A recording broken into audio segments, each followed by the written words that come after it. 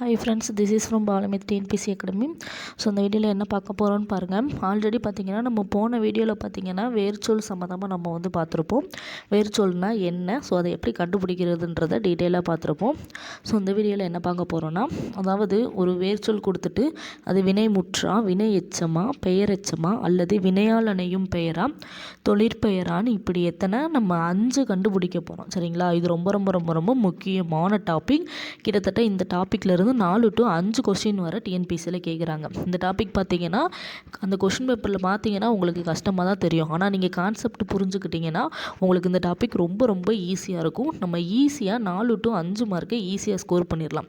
நீங்கள் செயல்லையும் அந்த உரைநடையிலையும் நீங்கள் கஷ்டப்பட்டு படித்து ஞாபகம் வச்சு எழுத வேண்டியதை இலக்கணத்தை பொறுத்த அளவுக்கு நீங்கள் கான்செப்ட் புரிஞ்சுக்கிட்டிங்கனாலே ஈஸியாக வந்து மார்க் ஸ்கோர் பண்ணலாம். சரிங்களா? ஸோ இந்த டாபிக் ரொம்ப ரொம்ப முக்கியமானது. 4 to 5 மார்க் வரைக்கும் இதிலிருந்து கண்டிப்பாக கொஷின் கேட்பாங்க. ஸோ கண்டிப்பாக வந்து இந்த டாபிக் பார்க்காம எக்ஸாமுக்கு போகாதீங்க. ஸோ ரொம்ப ஈஸியாக தான் இருக்கும். ஸோ இந்த டாபிக் எப்படி நம்ம கண்டுபிடிக்கலாம்னு சொல்லிட்டு பார்க்கலாமா? ஸோ இப்போ பாருங்கள், போன வீடியோவில் நம்ம என்ன பார்த்துருப்போம், வேர்ச்சொல்னா என்ன. ஸோ வேர்ச்சொல்னா என்னன்னு பார்த்தீங்கன்னா, இப்போ ஒரு சென்டென்ஸ் கொடுத்துருக்காங்க, பார்த்தான் அப்படின்ற மாதிரி, பார்த்தான் அப்படின்ற மாதிரி ஒரு சென்டென்ஸ் கொடுத்துருக்காங்க. சரிங்களா? ஸோ இது வந்து பார்த்திங்கன்னா நம்ம பிரிக்க முடியாது. ஆனால் எதுபடி பிரிக்கலான்னு பார்த்தீங்கன்னா, பகுபத உறுப்பிலக்கணத்துப்படி இதை வந்து பிரிக்கலாம். சரிங்களா? பகுபத உறுப்பிலக்கணப்படி இதை பிரித்தோம்னா ஃபஸ்ட்டு பகுதின்னு சொல்லிட்டு வரும். சரிங்களா? இதை எப்படி பிரிக்கலாம்? பார் கூட்டல்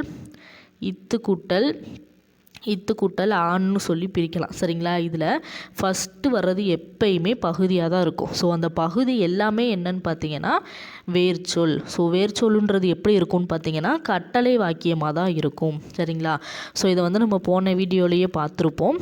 ஸோ இப்போ இதை எப்படின்னா, வேர்ச்சொல் கொடுத்துட்டு அது இந்த வினைமுற்றை கண்டுபிடி அப்படின்ற மாதிரி கொஸ்டின் கேட்கலாம். எப்படி கொஸ்டின் கேட்கலான்னா, இப்போ செய் என்னும் வேர்ச்சொல்லிலிருந்து வினைமுற்றை கண்டுபிடி அப்படின்ற மாதிரி, இல்லாட்டி வினைமுற்றை உருவாக்கு அப்படின்ற மாதிரி கொஸ்டின் கேட்டலாம். சரிங்களா? ஸோ அப்போ வினைமுற்றுனா என்னன்னு நமக்கு தெரியணும். ஸோ இதே வினைமுற்று தான் கேட்பாங்கன்னு கிடையாது. வேர்ச்சொல் கொடுத்துட்டு பெயரெச்சம் கண்டுபிடின்னு கேட்கலாம். இல்லை வினைமுற்று கொடுத்துட்டு வினை எச்சம், பெயரெச்சம், வினையால் அணையும் பெயர், தொழிற்பெயர், இப்படி எது வேணாலும் கண்டுபிடிக்க சொல்லலாம். அப்போ நம்ம இது ஒவ்வொன்றுமே தனித்தனியாக என்னன்றதை நம்ம வந்து தெரிஞ்சிருக்கணும். ஒன்றுமே இல்லைங்க, ரொம்ப ஈஸி. இதுக்கு ஷார்ட்கட்டுன்னு பார்த்தீங்கன்னா ரொம்ப ஈஸி. நீங்கள் வந்து கான்செப்ட் வைஸ் புரிஞ்சுக்கங்க. ஸோ ஈஸியாக அதை எப்படி ஞாபகம் வச்சுக்கலாம்னா, வேர்ச்சொல்னா நமக்கு தெரியும் எப்படி கட்டளை வாக்கியமாக இருக்கும். ஸோ அதனால் நம்ம ஈஸியாக கண்டுபிடிச்சிடலாம். வினை முற்றுனா எப்படின்னு பார்த்தீங்கன்னா, அந்த ஒரு செயல் வந்து முற்று பெற்றிருக்கும். வினைனா என்னதுன்னா ஒரு செயலை குறிக்கிறதுக்கு பேர் தான் வினை. சரிங்களா? அதுதான் வினை சொல்லுன்னு சொல்லுவோம். வினை ஏதாவது நம்ம செஞ்சுக்கிட்டு இருக்கிற மாதிரி ஒரு வேர்டு இருந்து அது முற்று பெற்று இருக்கணும். சரிங்களா? ஸோ அடித்தார், பார்த்தான், மலர்ந்தது, செய்தான், கத்தினான், எழுந்தார், இது எல்லாமே என்னது, பார்த்தானுன்றது ஒரு செயலை தான் குறிக்குது. ஸோ அது முற்று பெற்றுச்சு. பார்த்தானுன்றது எங்கே அறகுறையாக நிற்கலை, முற்று பெற்றுச்சு. ஸோ இப்படி முற்று பெற்று இருந்தால் அது ஒரு செயலை குறித்தா அது கண்டிப்பாக என்னது, வினை முற்றாக தான் இருக்கும். சரிங்களா? ஸோ அடுத்து வினையெச்சம்னா என்னன்னு பாருங்கள். ஸோ இப்போ வினையெச்சம்னா என்னென்னா, வினையெச்சம் பார்த்தீங்கன்னா அது வினைனால என்னது, ஒரு செயல். அப்போ அதுவும் ஒரு செயல் தான். ஆனால் எச்சன்றப்ப அது என்ன வரும்னா முற்று பெறாமல் இருக்கும். சரிங்களா? முற்று பெறாமல் இருக்கும். அதை தான் நம்ம என்னன்னு சொல்கிறோன்னா வினை எச்சம்னு சொல்கிறோம்.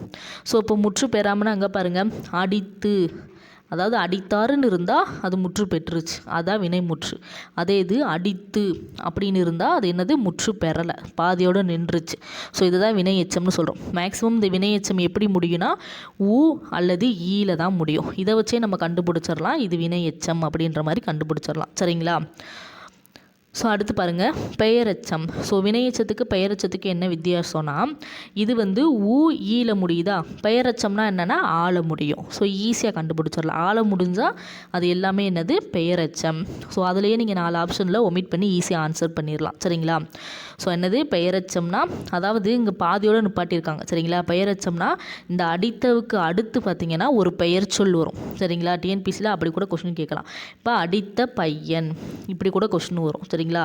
ஸோ இதில் அடித்த பையன்ன்றது என்ன, பையன்றது என்னது, பெயர் சொல். அடித்தன்றது என்னது, எச்சம். சரிங்களா? ஸோ அதை தான் பெயரெச்சம்னு சொல்கிறோம். அதே இது இங்கே அந்த மாதிரி தான். இப்போ என்னது, அடித்து பார்த்தான், இல்லை அடித்து பார்த்தான். ஸோ அந்த மாதிரி அடுத்து பார்த்திங்கன்னா ஒரு வினைச்சொல் தான் வரும். சரிங்களா, ஒரு செயல் தான் வரும். இப்போ இங்கே பாருங்கள், அடித்து பார்த்தான், இல்லை அடித்து ஓடினான்.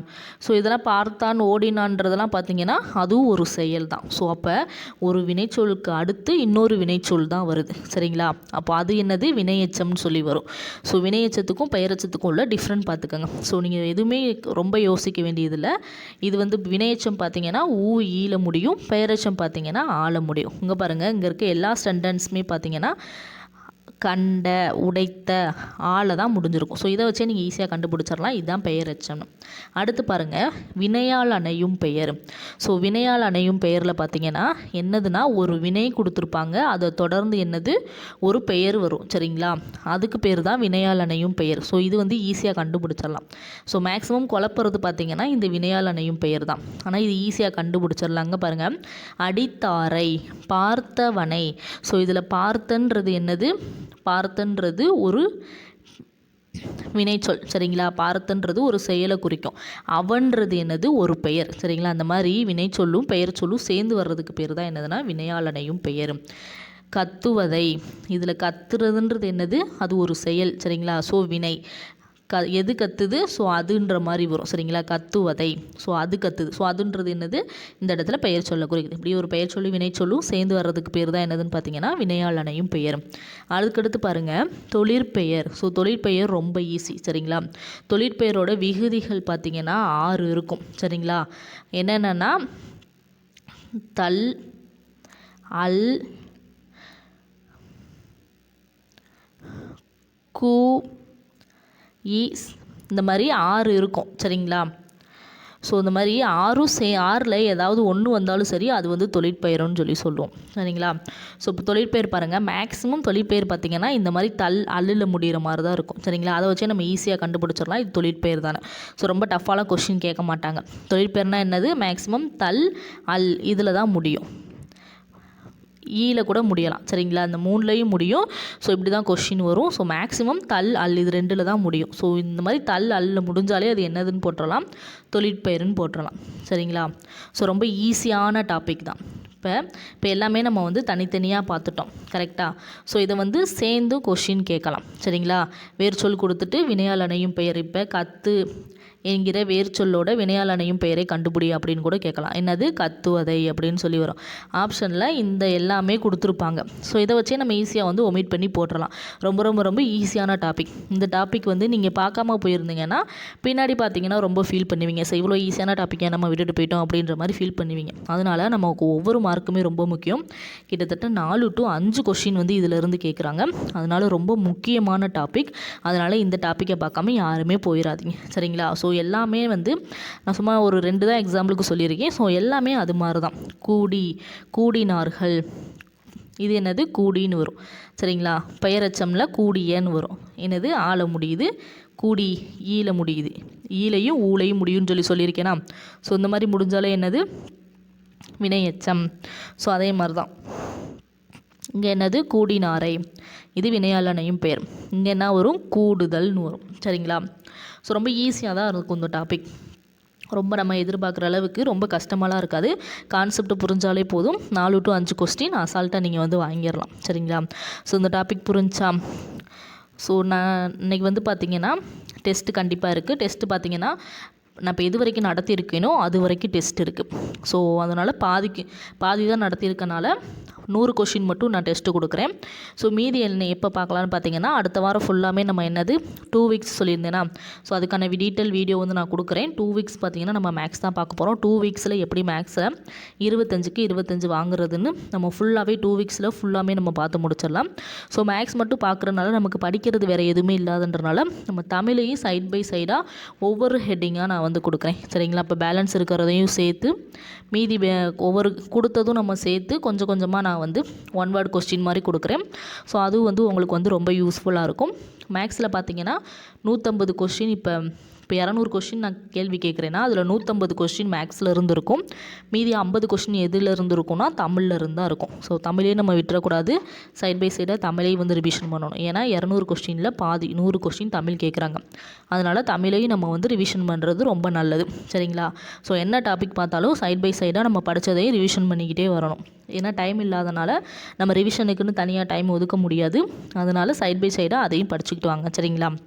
ஸோ இன்றைக்கி வந்து பார்த்திங்கன்னா 100 கொஷின் வந்து நான் வந்து கண்டிப்பாக கொடுப்பேன். ஸோ அந்த 100 கொஷினை மட்டும் ஒர்க் அவுட் பண்ணி ஆன்சர் அதாவது எவ்வளோ மார்க் வாங்கியிருக்கீங்கன்னு கமெண்ட் பண்ணுங்கள். சரிங்களா? ஸோ அந்த வீடியோ பிடிச்சிருந்தா லைக் பண்ணுங்கள், மறக்காமல் நம்ம சேனலை சப்ஸ்கிரைப் பண்ணுங்கள். நெக்ஸ்ட் வீடியோவில் பார்க்கலாம். இது உங்கள் பாலமித்ரன் டிஎன்பிஎஸ்சி அகாடமி.